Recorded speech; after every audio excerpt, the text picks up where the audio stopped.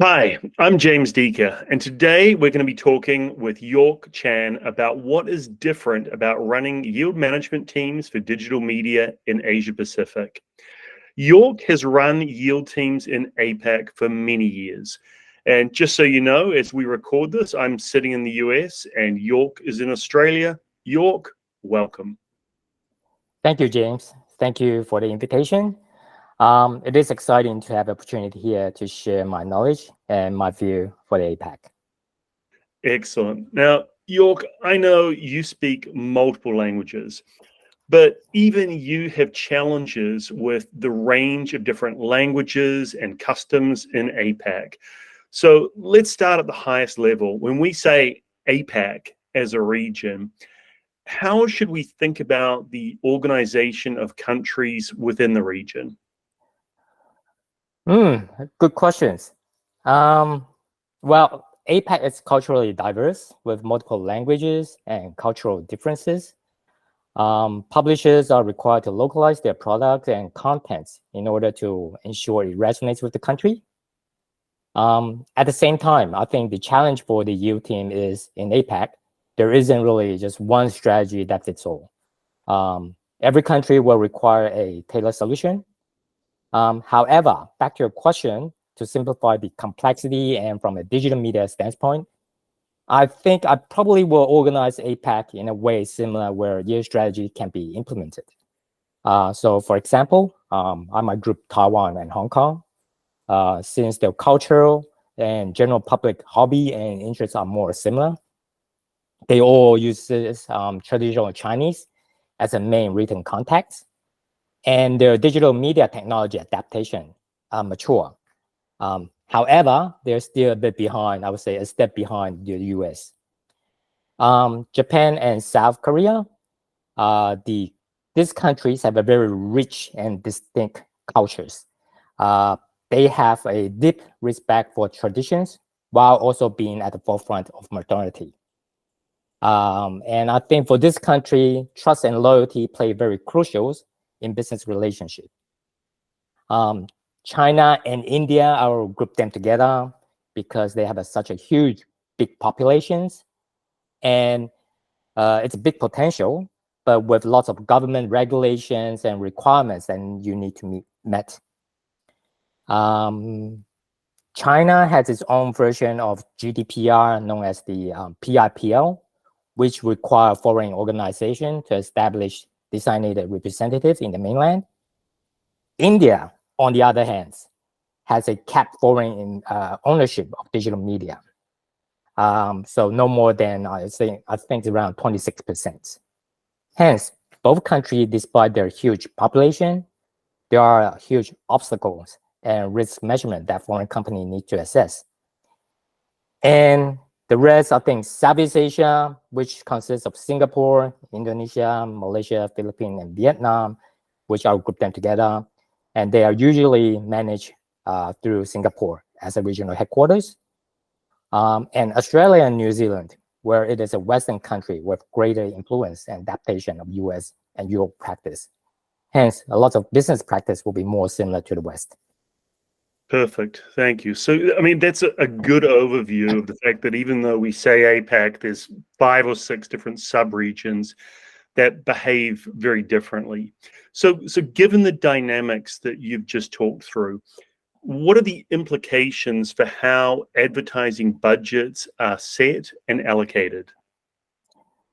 In APAC, clients' campaign budget are decentralized and usually administered at the country level. And this decentralization led to smaller budget sizes in comparison to North America or Europe.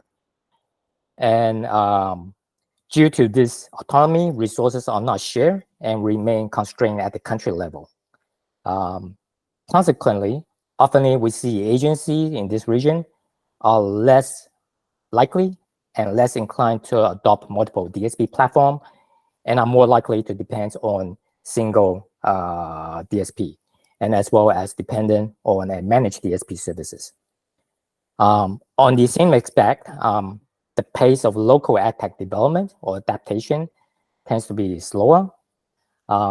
Taking the digital out of home as an example, due to lack of cohesiveness between different countries in APAC, each country needs to allocate its own resources and development efforts to adapt to new technology.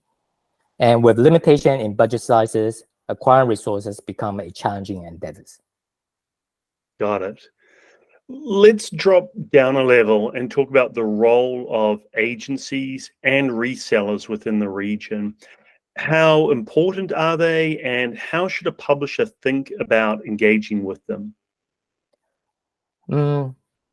Agencies play a very crucial role in managing budget for large multinational companies in APAC and contributing significant to advertising spends. Hence, establishing a very close collaboration with agency and crafting a trade agreements that offer incentives become very important to secure budgets from the advertisers. As mentioned previously, clients' campaign budget are decentralized to country level, and so does agency. Agency trade agreements are executed at a country level rather than regional one. Hence, some countries you may witness double-digit incentives, while others may experience single-digit incentives. Additionally, certain countries might incur agency representative fee by default. And I think it is also good to mention that in Taiwan, Hong Kong, China, and India, they are known to have many resellers. They are equally as vital as the agency, as they are an extension of the sales team to manage the SME accounts, where it accounts for a significant amount of spending. Resellers, on the other hand, do expect higher incentives, as they may hire a dedicated contractor to sell specifically a publishing site, and hence this incentive acts as a form of commission. Got it. And just because you used an acronym that people aren't familiar with when you said SME, that's the small and medium type enterprises, yes. Sort of longer tail. Yeah, good. Given all of your years of working with agencies and resellers, what lessons have you learned about working with the agencies? I can only say for the APAC side, and I think I'll give top 3 suggestions. Working closely with the agency, understanding as a publisher how you can help them, and what is the key to drive their client spending onto your platform. Sometimes it may be an incentive, sometimes it may not. Other times you may find that the sales need to work very closely to help them to pitch the client. As a new member, you need to closely study the agency client's list and take notes on the client's spending, as you may need to adjust your strategy, incentive accordingly. Do have a quarterly review with the agency so that both sides will have a mutual understanding of the business progress. Lastly, just my own personal opinion, global or regional contract, I don't think it works well or benefits APAC much. On many occasions, what I have heard back from the local agency is that they have no knowledge of the regional contracts or global contracts that are formed, and they will not oblige into executing it. And I think just one extra comment, it is always easy to give things away, but it's difficult to try to take it back. So when creating incentive, you need to be very careful with it. Give me an example of that. What would be an incentive that when you've given it, agencies would just come to expect it later? Usually in APAC, agencies are more on the cash rebate sides, and they will always, year over year, they always ask for a higher rebates percentage. And you need to make sure, I think for me, the general rules is more for more and less for less. And hence, if they are willing to spend more on our sides, then I'm willing to give them more. However, remember, when they reduce the spending, they might still expecting to have same amount of percentage rebates. So you have to be really careful when they reduce their spending. We need to tune down the incentive given back to them. Yeah, understand. When I think about APAC relative to the US digital media market, I often, and perhaps rightly or wrongly, think of it as being a little bit more behind, particularly in things like the migration to programmatic buying within advertising technology. Given your knowledge, how has the digital media environment developed or evolved in APAC over the last 2 or 3 years? First, I think because of the COVID, over the last 2 or 3 years, it has accelerated the growth of the e-commerce in the APAC region. So platforms like Alibaba, Temu, or Lazada in India have not only transformed the way people shop, but also forged a deeper connection between digital media and the e-commerce. And one very popular is social commerce, has gained immense popularity in this evolving landscape. Hence, social media right now is not only for socializing, but also a very important channels for business, marketing, consumer services, and selling.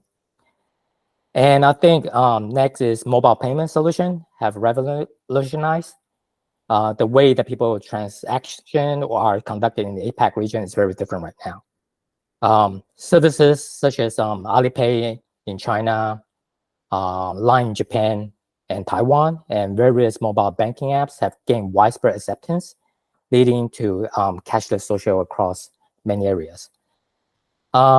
And I think further with the 5G technology network may open new possibility for immersed contents, AR and other data-intensive application, and also AI to be leveraged for content personalization, targeting advertising, and to enhance user experience.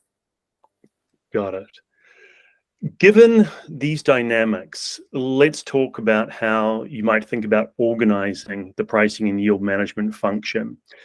In the US, for any major publisher of any decent size, they're likely to be organized functionally. And by that, what I mean is you might have some analysts focused on sales, you might have some focused on programmatic, you might have some focused on specific media formats like CTV or digital out of home. What have you seen working in APAC in terms of how different publishers might think about organizing their pricing and yield team?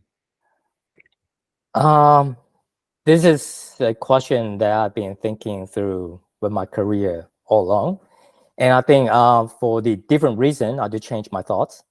Nevertheless, I would suggest having a team aligned with the country first to be effective, as the yield strategy need to be tailored for each country, and the language barrier alone is already very challenging. Further, if budget allows and revenue justify, expand the team, expand the local team, and identify a leader within the region to lead a specific function. Yeah, I think that's true. And let me echo that point. In my experience dealing with APAC, more than for most any other region, it's essential to have sort of boots on the ground. You need to have analysts in the country who understand both the local market dynamics and nuances of all the different things that the agencies might be doing. So for that reason, I think it's even more essential to have that local market analyst than to try to organize functions. Let me give you an example. It's like for Japan, a lot of Japan staff, they only speak Japanese. You can't really have someone from other parts of the Asia to try to manage Japan because you already have a huge language issue. They're not going to be able to understand what you're trying to present, what are you trying to talk about, or what you're trying to do. And hence, it is very important to have someone locally sitting in Japan trying to, I think the communication part is really very important. And the culture itself is so different that you really need someone to understand the country itself, the local culture itself, in order to be a success. Definitely. All right, York, thank you. Let's end it there for today. Thank you so much for taking the time to talk through the APAC yield management landscape with me.